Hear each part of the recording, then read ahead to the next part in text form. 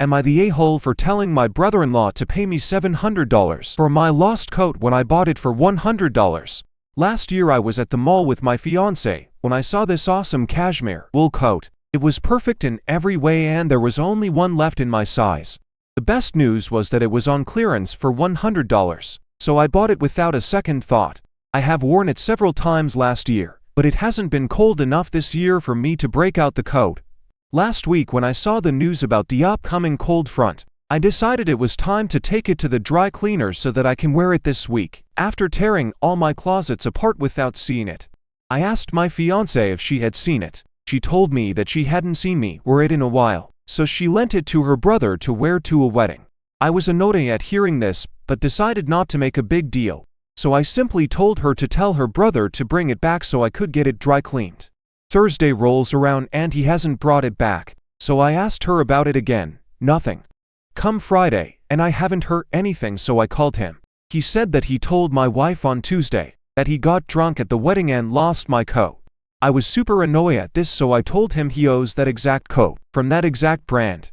Last night my fiancée came home from work in a good mood and handed me $100. She said that her brother dropped off the money, and I shouldn't have made her brother pay for the coat since I knew he doesn't make very much, and I haven't worn it a handful of times.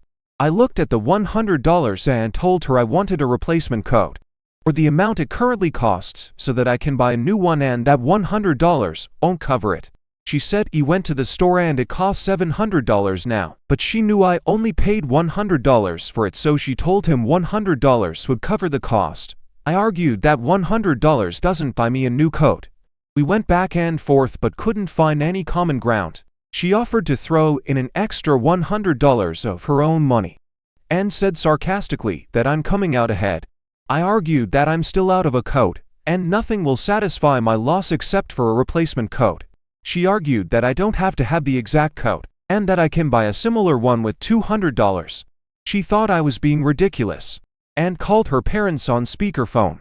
Of course they sided with their children, and her dad tried to say that a man shouldn't be so hung up on a coat. I told him that a man replaces what he loses.